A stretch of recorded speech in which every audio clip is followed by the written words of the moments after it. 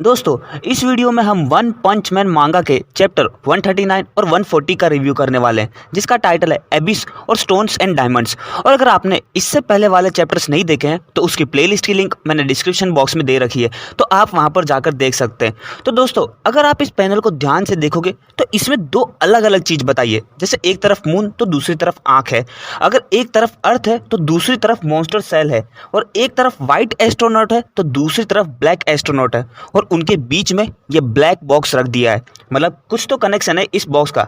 जैसे कि पिछले चैप्टर में हमने देखा था कि बैंक बाकी सारे हीरो के साथ आ जाता है और हमें तात्सुमा की कुछ पास्ट स्टोरी भी बताते हैं, जिसमें वो ब्लास्ट से मिलती है, और जेनोस और ड्राइव नाइट अपने मिक्स ट्रांसफॉर्मेशन में साइको से लड़ रहे होते हैं, और लास्ट में सभी हीरोज मिलकर ओरोची की बॉडी पर अटैक कर डालते हैं, लेकिन साइकोस भाग जाती है, और लास्ट में फ्लैशी फ्लैश और साइतामा के सामने एक बहुत बड़ा होल बन जाता है, जिसके अंदर पूरा अंधेरा होता है। तो चलिए इस चैप्टर को स्टार्ट करते हैं। चैप्टर के स्टार्टिंग में हम साइतामा और फ्लैशी फ्लैश को देखते हैं। तो साइतामा बोलता है, मुझे तो कुछ नहीं दिख रहा, ये तो पूरा काला पड़ा है। तभी फ्लैशी फ्लैश बोलता है, ओए अजीब से जानवर, जरा अंदर लाइट डालो। तो मोने को बोलती है, मैं कोई अजीब क्रिएचर नहीं हूँ। उसके बाद मोने को अपनी बहुत सारी टाइप की लाइट चालू करती है, लेकिन उन्हें कुछ नहीं दिखता। उसके बाद मोने को साइतामा के सर पे से भी लाइट पास करती है, लेकिन कुछ भी नहीं मिलता, और साइतामा मोने को के सर पर एक लड्डू बना डालता है। और मोने को सोचती, ये बहुत अजीब बात है, इस पर मैंने अपनी सारी लाइट इस्तेमाल कर ली, लेकिन कुछ मिला ही नहीं। तभी कोई बोलता, 3 लोग, वो भी एक साथ, बहुत अजीब है। तो साइतामा बोलता, तुम दोनों में से किसी ने कुछ बोला? तो वो लोग अपनी मुंडी हिलाने लग जाते हैं। तभी कोई वापस से बोलता, जरा मुझे पता करने दो, तुम मेरी पावर पाने के लायक हो या नहीं। अपना हाथ इस बॉक्स पर रखो और अपनी इच्छा मांगो। अगर तुम लायक रहे तो तुम्हें कमाल की पावर मिलेगी, लेकिन अगर नहीं होगे तो तुम्हें मुसीबत का सामना करना पड़ेगा। तभी फ्लैशी फ्लैश बोलता है, ये आवाज़ मेरे कानों के बदले मेरे दिमाग में महसूस हो रही है, क्या ये किसी तरह की टेलीपैथी है? तो मोने को बोलती है, मुझे नहीं पता ये आवाज़ कहाँ से आ रही है, लेकिन ये बहुत डरावना बोल रहा है। तभी साइतामा बोलता, मैं जानता हूँ तुम मॉन्स्टर किंग ही हो ना, अगर तुम्हें कुछ कहना है तो मेरे सामने आके कहो, मैं तुम्हारी हालत खराब कर दूंगा। तभी उन तीनों के पीछे एक बॉल जैसा खुलता है। तो फ्लैशी फ्लैश बोलता, क्या वो हमारे सामने आ रहा है? और अचानक उस बॉल के अंदर से एक इंसान आ जाता है, और वो बाहर निकल कर बोलता, क्या बात है, मैं आखिरकार टाइम से पहुंचा हूं। और उसकी बॉडी पे ब्लास्ट लिखा होता है, और बोलता है, तुमने अभी तक उसकी डील एक्सेप्ट तो नहीं की है ना? तो साइतामा बोलता, क्या ये कोई हीरो है? उसके बाद वो आदमी बोलता, क्या तुम लोगों ने इस चीज़ को छुआ था? तो साइतामा बोलता, ये बूढ़ा इंसान आखिर है कौन? तो मोने को बोलती, लेकिन ये आया कहाँ से? तो फ्लैशी फ्लैश बोलता, क्या होता अगर हम उस चीज़ को छू लेते? तो वो आदमी बोलता, ये क्यूब एक तरह का कम्युनिकेशन डिवाइस है, अगर तुम इसके कांटेक्ट में आ जाते तो ये अलग ही स्पेस में खुल जाता है, जिसमें तुम उससे कांटेक्ट कर पाओगे। ये क्यूब्स बहुत जगह फैले हुए हैं, जिन्हें मैं कलेक्ट करता रहता हूँ, ये मेरे लिए एक हॉबी की तरह। तभी कोई चिल्लाता, ब्लास्ट तुम फिर से, और सब लोग अपने कान बंद कर लेते हैं। तो ब्लास्ट बोलता, माफ करना तुम्हें चुप करने के लिए, लेकिन मैं अभी कुछ और बात कर रहा हूँ। और ब्लास्ट उस क्यूब को गायब कर लेता है, और फ्लैशी फ्लैश ब्लास्ट सुनकर शॉक हो जाता है और बोलता है, क्या तुम ब्लास्ट हो? तो ब्लास्ट बोलता है, हाँ, और तुम S class hero rank 13 flashy flash हो ना, तो तुम अर्थ के इतने नीचे क्या कर रहे हो? तो फ्लैशी फ्लैश बोलता है, यही सवाल मैं तुमसे पूछना चाहता हूँ। और सोचता, क्या ये सचमुच ब्लास्ट है? चलो पता करते।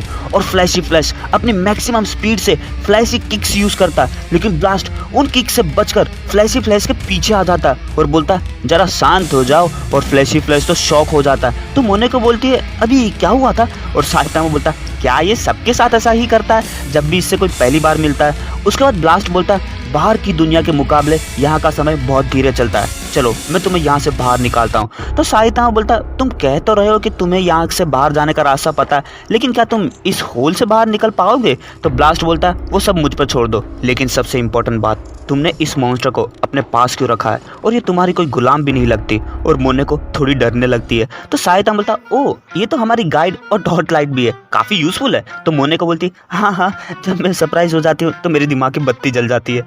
तो ब्लास्ट बोलता, जो भी हो, अभी हम लोग यहाँ से अलग अलग हो रहे हैं, तुम लोगों से वापस मुलाकात जरूर होगी। तभी फ्लैशी फ्लैश बोलता, रुक जाओ ब्लास्ट, तुम क्या करने वाले हो? तो ब्लास्ट बोलता, तात्सुमाकी और सीज को मेरा हाई बोलना। और ब्लास्ट अपने दोनों पंचीज को आपस में टकराता है, और उन चारों के आसपास एक बॉल बन जाता है। अगले पैनल में हमें बाकी हीरोज को दिखाते, और तात्सुमाकी ने पूरे मॉन्स्टर एसोसिएशन को हवा में लटका रखा होता है। तो अमाई मास्क बोलता, मॉन्स्टर पर एक और बड़ा अटैक। लगता है अब सब खत्म हो जाएगा। उसके बाद चाइल्ड एम्पर बोलता है ये बैटल इतनी मुश्किल हो गई उसमें मेरी गलती है। सिल्वर फैंग और जेनोस जैसे अच्छे वॉरियर को मैंने अटैक टीम से बाहर रखा। हाँ, इसका कारण और कुछ नहीं बल्कि मेरी मिसअंडरस्टैंडिंग ही है। मिस्टर ज़ॉम्बीमैन, क्या आप मुझ पर एक फेवर करेंगे? मेरे बदले आप इस मिशन के लीडर बन जाओ। आप कैरेक्टर को मुझसे ज़्यादा अच्छी तरह से जज कर सकते हो और आप टैक्टिकली भी बेहतर हो। मुझे यकीन है आप इस रोल के लिए बिल्कुल परफेक्ट हो।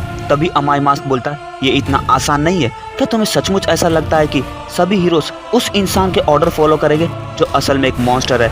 ऐसे काम के लिए हमें एक परफेक्ट ह्यूमन बीइंग चाहिए। तभी चाइल्ड एम्परर गुस्सा आ जाता है और बोलता मिस्टर ज़ॉम्बीमैन मॉन्स्टर नहीं है। तो ज़ॉम्बीमैन बोलता शांत हो जाओ चाइल्ड एम्परर, और बल्कि तुम्हारे आसपास ऐसे और भी कई लोग हैं जो इस रोल के लिए काबिल हैं, तो तुम्हें मुझसे पहले उनसे पूछना चाहिए। और बल्कि अभी तुम्हें पछताने के बदले तुम्हें इंसान को पहचानने में ज़्यादा काम करना चाहिए। और तुम्हें पता है लोगों को समझना बाकी चीज़ों के कंपेयर में सबसे इम्पोर्टेंट काम है। आखिरकार हम सभी लोग एक तरह के इंसान ही हैं। तभी अचानक वहाँ पर कुछ आ जाता है और ज़ॉम्बीमैन चाइल्ड एम्पर को धक्का मार देता और वो अटैक सीधा ज़ॉम्बीमैन पर जाकर लगते हैं और ज़ॉम्बीमैन की बॉडी की तो हालत बहुत ख़राब हो जाती है। तभी होमलेस एम्पर बोलता क्या तुम सचमुच अपने आप को इंसान बोलते हो? और तात्सुमा की मॉन्स्टर एसोसिएशन का ड्रिल बनाकर ओरोची के ऊपर मार डालती है और उसे जमीन के अंदर डालना शुरू कर देती है। और धीरे धीरे मॉन्स्टर एसोसिएशन वापिस से जमीन में जाने लगता है और वो ड्रिल होते होते वापिस से उसी जगह पर ओरोची को डाल देता है जहाँ पर साइतामा ने उसे मार दिया था।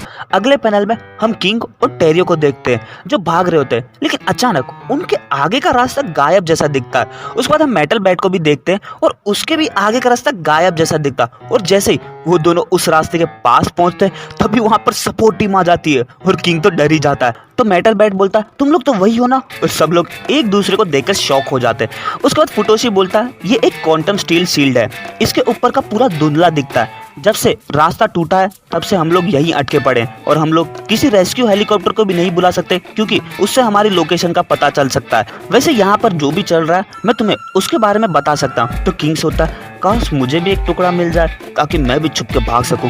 तभी उसके अंदर से वगानमा निकलता और बोलता टेरियो तुम ठीक हो? और टेरियो रोने लगता तो वगानमा भी रोते रोते बोलता पागल हो क्या, अब क्यों रो रहे हो? उसके बाद किंग बोलता मेटल बैट तुम तो हॉस्पिटल में थे ना? तो मेटल बैट बोलता ये सब चीज इसलिए हो रही है क्योंकि मैंने अपने बॉडीगार्ड के काम में गलती की थी। तो तुम्हें क्या लगता है इतना सब करने के बाद मैं बेड पे आराम कर पाऊंगा?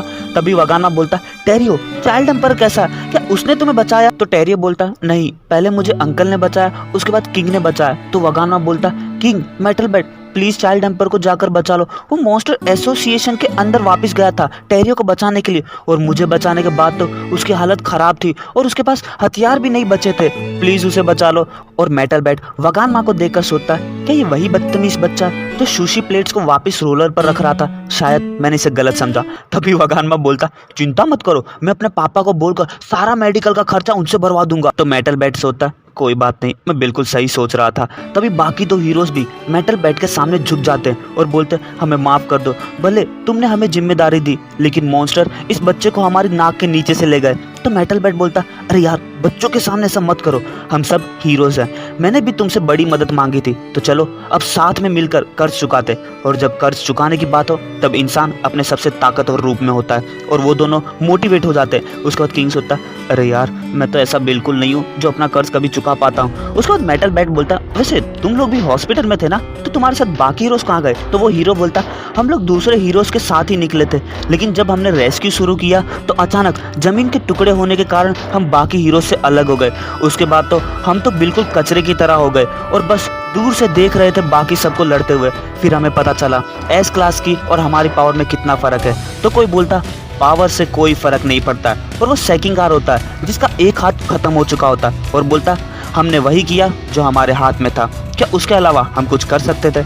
जैसी तुमसे उम्मीद थी किंग, तुमने रेस्क्यू मिशन को कंप्लीट किया। और किंग सेकिंगार के हाथ को देखकर तो डर ही जाता है। उसके बाद सेकिंगार बोलता है तुम दोनों नहीं जानते आगे किस तरह के दुश्मन है और अभी तक हमें ऐसी कोई इंफॉर्मेशन नहीं मिली है जिससे हम ये कह सके कि मॉन्स्टर एसोसिएशन के स्ट्रॉन्ग मॉन्स्टर मरे हो। इसका मतलब वो लोग अभी भी जिंदा है और तुम दोनों उसी एरिया के आसपास रहोगे ताकि तुम लोग लड़ाई के मैदान पर नजर रख पाओ, ताकि जब भी किसी को सपोर्ट की जरूरत पड़े तो तुम लोग सीक्रेटली मदद कर पाओ।